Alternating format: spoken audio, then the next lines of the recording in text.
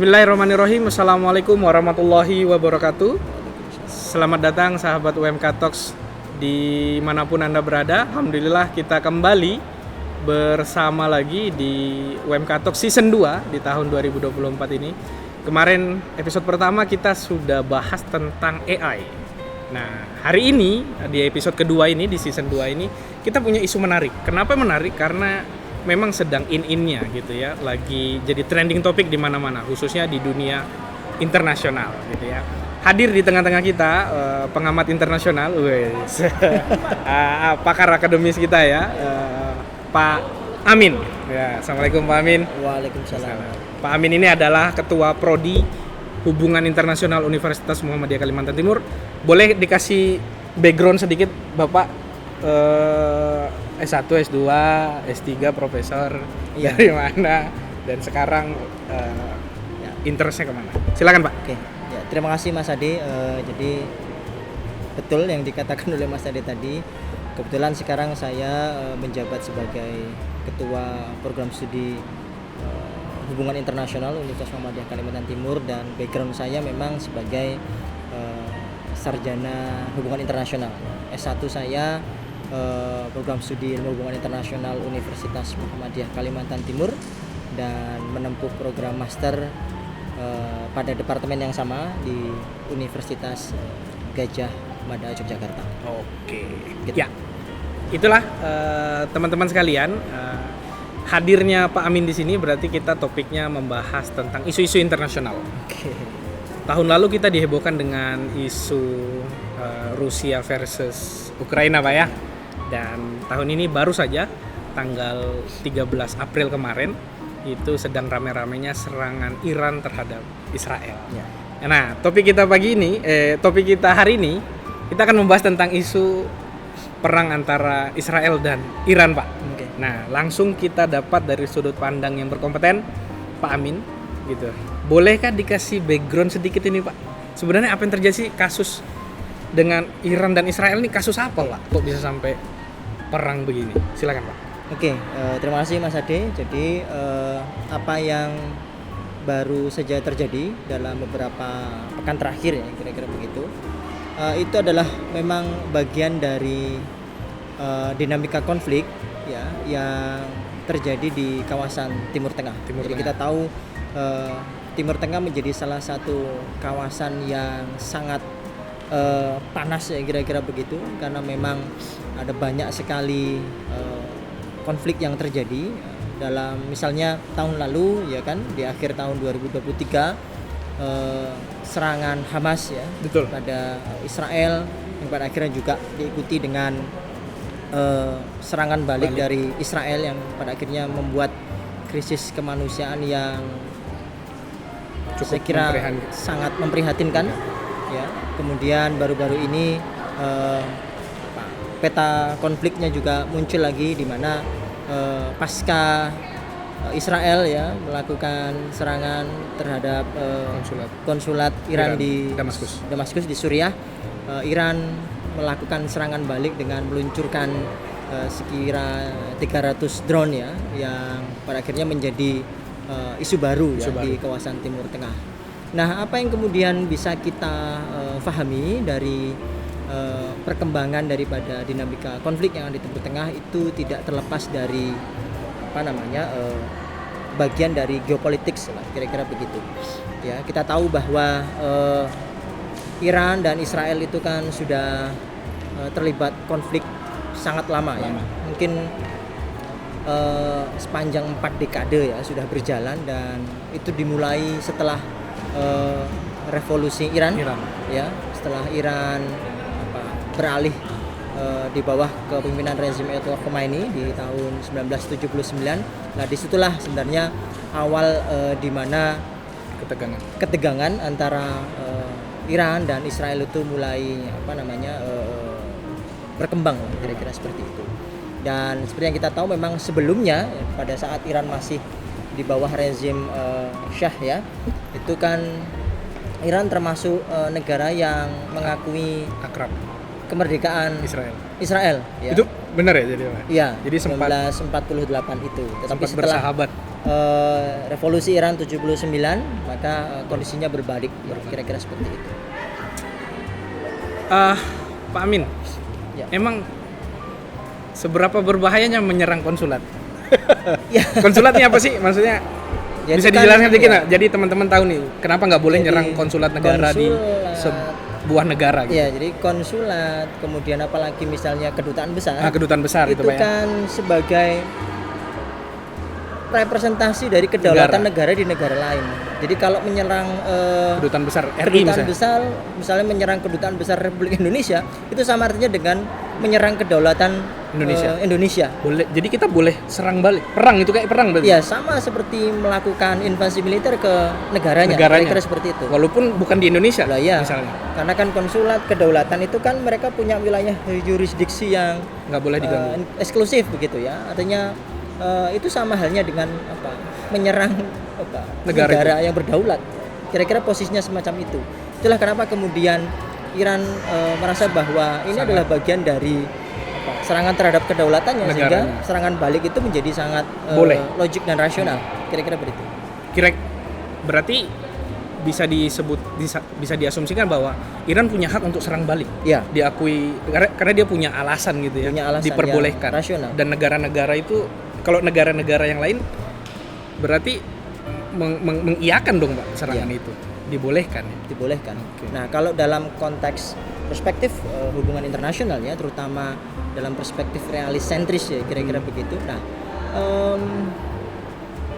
sedikit saja ancaman yang kemudian ditunjukkan oleh negara, apalagi melakukan serangan secara direct, langsung begitu ya. Itu sesuatu hal yang sebagai sesuatu yang pernyataan perang gitu. Pernyataan perang ya, existential threat misalnya begitu. Sehingga kemudian ya negara juga punya logik untuk kemudian melakukan serangan balik. Kira-kira begitu. Oke. Menurut Pak Amin nih, saya mau elaborate lebih dalam. Kira-kira tidak mungkin Israel kan tidak tahu ya konsekuensi yang harus dihadapi ketika menyerang konsulat Iran gitu ya, kedutaan besarnya Iran di Damaskus gitu. Kira-kira apa Pak alasan dibalik awal penyerangan ini menurut Pak Amin? Iya, kita kembali kepada konstruksi konfliknya ya. Iran termasuk menjadi bagian dari the axis of resistance terhadap Israel. Jadi ada istilah the axis of resistance, itu ada 6 pihak ya, sekalipun tidak semuanya negara ya. Jadi ada Hizbullah, kemudian ada Yaman ya, kemudian ada Irak ya, kemudian Irak ada masuk ya? Irak masuk, kemudian ada Palestina ya, diwakili oleh Hamas dan gerakan-gerakan intifada lainnya, termasuk Iran ya. Nah, kita tahu bahwa Iran itu ya disinyalir kira-kira begitu, menjadi negara yang memang memberikan dukungan terhadap pihak-pihak yang memang resisten terhadap Israel. Ya, jadi Iran memposisikan kira-kira begitu gerakan atau front perlawanan terhadap Israel itu sebagai proksinya kira-kira begitu. Sehingga kemudian sentimen itulah yang menjadi salah satu background kenapa kemudian Israel itu melakukan penyerangan terhadap Iran.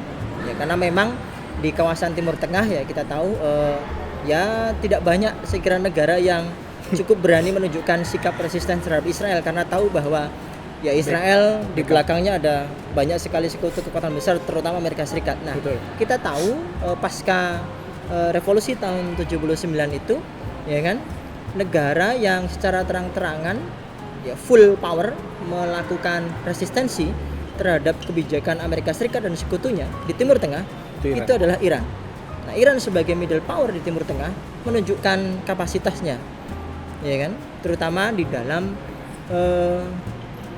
menunjukkan sikap resisten terhadap apa yang dilakukan oleh Amerika Serikat dan Israel sebagai sekutu paling dekat di kawasan Timur Tengah. Dan Iran membuktikan dengan mengirimkan rudal-rudal itu, Pak. Betul sekali. Oke. Udah dapat backgroundnya Pak ya, terhadap kasus Iran versus Israel gitu. Nah, kira-kira nih Pak Amin, efek ini kan sudah terjadi ya? Ya. Kayaknya ini juga kasus pertama ya di mana ada kasus penyerangan kedutaan ya. Nggak tahu ini kayaknya saya secara personal baru pertama nih berani ada lihat negara menyerang kedutaan negara lain gitu ya dengan terang-terangan. Efeknya ke dunia ini bagaimana, Pak? Apakah sama kayak Rusia versus Ukraina di mana kita sangat ngerasakan sekali kan kesusahan di ini. Nah, apakah perang Israel dan Iran ini berefek terhadap stabilitas global, begitu ya. global. Stabilitas global gitu. Gimana, Pak? Oke, jadi memang ada beberapa pihak yang mewakili kelompok pesimisme begitu kira-kira melihat bahwa ini terbagi. iya, konflik itu atau perang kira-kira gitu, itu adalah sesuatu hal yang merugikan dan itu sesuatu hal yang sangat ditakutkan. Tetapi membayangkan bahwa akan pecahnya perang dunia 3 dalam waktu dekat, saya kira itu menjadi sesuatu hal yang sulit dibayangkan, kecil sekali. Ada istilah dalam konteks the politics of nuclear weapons namanya. Jadi negara-negara yang notabene itu punya senjata nuklir yaitu tidak akan secara terang-terangan atau memiliki keberanian kira-kira begitu untuk kemudian Declare. melakukan perang terbuka. Oke. Ya karena dalam konteks teori itu ya, mau nanti bisa dikonfirmasi jika salah, negara yang punya senjata nuklir ya kira-kira begitu. Nah, termasuk Iran kan diisukan melakukan pengembangan senjata nuklir ya kan, kira begitu. Itulah kenapa Amerika Serikat mengembargo Iran dalam waktu yang sangat lama itu. Jadi kira-kira negara yang punya nuklir ya begitu Cenderung itu ketika diibaratkan mengacungkan moncong senjatanya kepada lawannya, itu sama halnya dengan pelatuknya itu juga menghadap ke dirinya sendiri. Oke.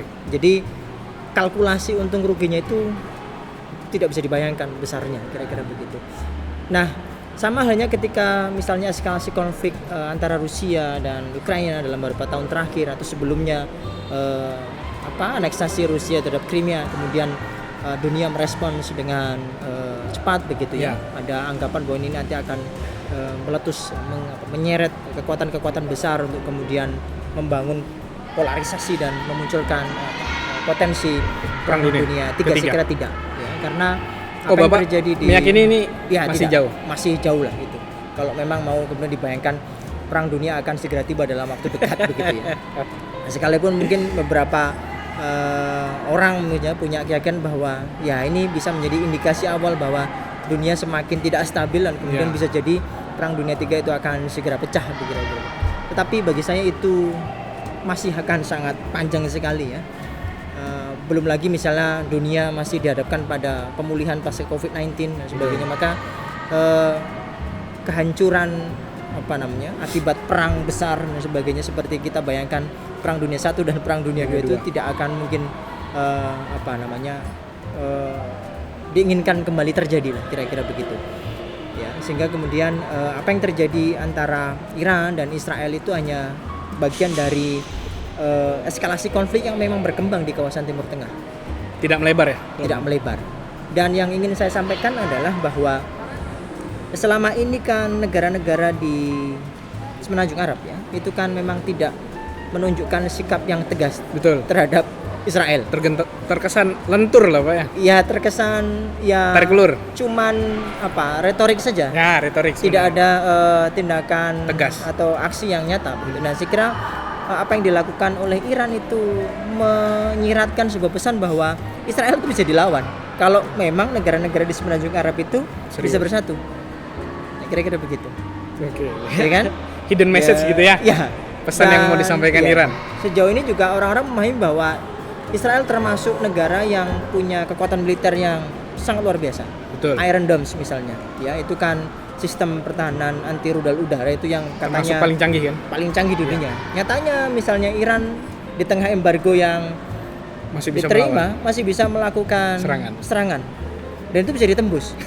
Kira-kira begitu. Nah, berarti kan ada pesan tersembunyi bahwa kalau negara-negara di Arab ya, rezim-rezim di Arab itu kemudian bisa bersatu dan kemudian punya komitmen untuk kemudian menentang kira-kira begitu kejahatan kemanusiaan yang dilakukan oleh Israel, saya kira menjadi tanda ya. Menjadi pesan yang sangat baik, bermakna gitu ya. Masalahnya adalah tidak semua ya itu lagi ya, kembali lagi kepada konteks dinamika geopolitik di Timur Tengah. Ya tidak Ya, entah itu karena faktor isu sektarian, karena faktor lainnya begitu. Kemudian negara-negara di semenanjung Arab tidak satu suara dengan Iran. Iran. Kira-kira begitu. Cenderung tidak mendukung kan? Ya. Tidak berpihak ke Iran. Apalagi kalau sudah mulai masuk pada isu-isu politik identitas, isu sektarian bahwa ya, Iran negara itu mayoritas Syiah, negara Syiah dan sebagainya. Karena yang memang menunjukkan komitmen yang sangat kuat, terutama memberikan dukungan ya terhadap tadi front perlawanan terhadap Israel ya. Kalau tidak Iran ya Suriah. Ya, sama-sama negara dengan background Syiah terbesar. Ya kan, terbesar. Ada Bashar al-Assad, kemudian di sini ada Ayatollah Khomeini. Ya. Nah, itu menjadi semacam barriers identitas itu yang kemudian kenapa kemudian negara-negara di Arab terutama dengan background Islam Sunninya itu tidak kemudian bisa Langsung satu suara. Iya. Tapi ini bukan ini ya, bukan diskusi yang serius ke topik. Iya. Agak meleset dikit lah. Agak nggak lucu sih sebenarnya. Menurut Pak Amin nih pandangannya gimana sih? Orang kita nih warga netizen nih, gitu ya. Ketika Iran menyerang Israel, itu banyak yang dukung. Iya. Orang kita netizen Indonesia tuh mendukung sekali, gitu. Tapi giliran sektarian Syiahnya kita keras banget ke Iran. Iya. Bapak ngelihatnya gimana kalau itu, Pak? Ya, kalau itu kita memang perlu agak pisahkan ya. Ironi nggak sih? Satu sisi kita dukung kalau sudah masalah ini, tapi satu sisi kita nggak dukung karena dia Syiah gitu. Ya, itulah kenapa kemudian tadi Mas Ade bilang kalau begitu dukungannya parsial dong begitu. Partisan. Ya? Partisan begitu ya. Ya memang karena dalam konteks ini, konteks eskalasi konflik yang belakangan sedang muncul antara Iran dan Israel itu tidak ada kaitannya sama sekali dengan konteks sektarian ya. Jadi memang betul-betul murni ini sebagai konflik geopolitik. Dukungan netizen terhadap apa yang dilakukan oleh Iran itu kan buah dari kegeraman kita begitu terhadap kejahatan kemanusiaan yang dilakukan oleh Israel terutama terhadap Palestina ya. Sehingga kemudian menilai bahwa apa yang dilakukan oleh Iran itu mewakili kira-kira perasaan netizen Indonesia. Akhirnya ada yang berani menyerang in level begitulah dengan Israel. Kan selama ini ya serangan Hamas kan dianggap tidak berasa begitu ya. Tapi ya ini yang kemudian pada akhirnya dilakukan oleh Iran nih, apalagi yang kemudian merepresentasikan negara begitu. Ada negara yang memang secara terang-terangan frontal ya, berkonfrontasi secara terbuka dengan Israel. Nah, itu kan semacam mewakili suara netizen kira-kira seperti itu. Nah, pertanyaan selanjutnya yang menarik nih Pak ya terkait permasalahan Israel versus Iran. Peran Amerika sendiri. Ya. Banyak sekali referensi berita entah dari internasional atau lokal kita yang berasumsi bahwa Joe Biden sebenarnya nggak bisa tegas-tegas banget juga nih untuk mendukung Israel. Bahkan ada tanda-tanda di mana Amerika nggak mau ikut-ikutan katanya gitu ya. Saya nggak tahu analisa Pak Amin gimana. Apakah posisinya Joe Biden ini terlihat bingung apa sebenarnya langkah yang dilakukan dengan tidak melibatkan diri. Saya nggak tahu dia betulan bilang untuk tidak terlibat dengan kasus ini apa gimana standing posisi. Ya saya kira tidak hanya Joe Biden tapi relatif seluruh negara sekutu Presiden Amerika Serikat itu pasti akan melunak ketika berurusan dengan Israel. Nah, kalau dalam disiplin ilmu HI ya kita mempelajari itu ada bukunya John Mearsheimer ya kan, Jewish Lobby lah begitu kira-kira. Jadi memang Israel itu memang di Parlemen Amerika Serikat itu punya lobby Yahudi yang sangat kuat, namanya AIPAC ya, salah satunya AIPAC ya. Jadi AIPAC ini apa Pak? Semacam ya lembaga think tank, lembaga lobby lah kira-kira begitu. Jadi for American Century. Nah sebenarnya juga apa yang dilakukan oleh Israel, artinya misalnya Amerika Serikat kan sepanjang sejauh ini kan memang anggaran luar negerinya itu besar. Kan memang besar untuk membantu Israel. Nah, kalau kemudian kita menggunakan kacamata realis, sebenarnya tidak ada untungnya bagi Amerika Serikat misalnya mendukung secara terus-menerus Israel. Ada yang mengatakan bahwa Israel itu kalau Amerika Serikat mau membinasakan Israel itu sendiri itu tidak butuh waktu lama, mungkin 5 menit selesai. ya. Tetapi karena itu tadi ada apa? Kalau dalam analisis decision making process begitu ya, itu ada tadi ya, ada lembaga think tank, ada lobby-lobby yang Cukup kuat. memang bekerja, itu kemudian memang kenapa Israel itu menjadi semacam sekutu yang sangat istimewa, bahkan Spesial, sampai ya melemahkan tadi kebijakan-kebijakan Amerika Serikat. Amerika Serikat. Dan cenderung Amerika Serikat pasti ya akan selalu mengamankan kepentingan Israel, Mengutamakan kepentingan Israel. Oke. Kira-kira begitu. Jadi itu tidak hanya berlaku untuk Joe Biden, presiden-presiden sebelumnya juga seperti itu. Tapi kira-kira kasus dengan Iran nih, posisi Joe Biden nih masih totalitas full mendukung Israel atau dia memperingatkan Iran atau gimana sih Pak menurut Bapak? Ya saya kira masih akan sangat Tetap pro mengamankan pro terhadap Israel. Itu kan sebagai suatu pola yang memang selama Tapi ini ikut berperang melawan Iran kira-kira secara langsung secara ada terbuka, potensi? secara terbuka Enggak ya kayaknya ya? Tidak. Bahkan yang beda dengan Ukraina ya. Beda. Bahkan Ukraina pun dia tidak ikut terang-terangan kan, hanya supply. Ya saya kira hanya entah itu support secara pernyataan Ya. ataukah kemudian hanya memberikan embargo peringatan secara tidak langsung. Tapi kalau kemudian justru membantu langsung ya memindahkan konfliknya itu menjadi bagian dari konfliknya bersama Amerika Serikat secara penuh, Ya, saya kira tidak. Oke. Banyak yang kita mau bahas Pak, cuman keterbatasan waktu. Ini pertanyaan saya terakhir nih Pak. Di mana posisi Indonesia nih Pak? Di tengah isu dua negara yang sedang bersih tegang ini menurut Bapak. Oke. Apa yang bisa kita lakukan lah Indonesia nih? Indonesia tidak akan pernah merubah prinsip politik bebas aktifnya, dan kita tahu bahwasanya Indonesia adalah salah satu negara yang paling vokal mengupayakan perdamaian dunia. Betul. Kita juga memiliki image sebagai the bridging peace, negara yang memang sangat terlibat aktif di dalam mengupayakan perdamaian dunia. Tetapi dalam konteks secara spesifik ya, dulu pernah kita juga kan bagaimana Indonesia berperan dalam misalnya menurunkan eskalasi konflik Rusia Ukraina. Kemudian sekarang kita juga tidak pernah absen kok misalnya memperjuangkan kemerdekaan Palestina. Itu adalah sebagai satu bukti bahwa komitmen Indonesia tidak bergeser. Tapi dalam konteks yang jauh lebih spesifik, saya kira Indonesia tidak akan terlibat secara langsung campur tangan ya, itu kan sebagai suatu hal yang tidak diperkenankan begitu. Tetapi dalam konteks politik bebas aktif, saya kira ya prinsip yang akan pasti diambil Indonesia tidak akan menunjukkan kecenderungan mendukung salah satu saja. Ya. Kita tidak akan berpihak pada salah satu negara gitu. Iya, karena tetapi yang jelas bahwa upaya untuk mengupayakan stabilitas perdamaian dunia itu terus perlu dilakukan. Ya kan? Kira-kira begitu.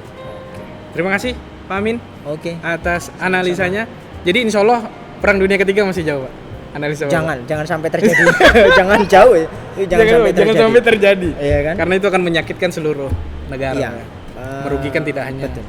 ini ya. Perang itu oleh orang-orang orang-orang utopian begitu ya, menganggap bahwasanya perang itu sebagai sebuah pilihan yang tidak rasional. Tapi bagi orang-orang realis ya kan, peace is situation between another war. Jadi situasi damai itu adalah situasi untuk menunggu perang-perang berikutnya. Tapi jangan sampai lah. Jangan sampai. Terima kasih Pak Amin atas analisanya tentang Israel dan Iran. Baiklah teman-teman sahabat UMK Talks, kita akan ketemu di episode-episode selanjutnya. Dinantikan saja di channel YouTube UMKT. Terima kasih. Assalamualaikum warahmatullahi wabarakatuh. Berapa menit, Per?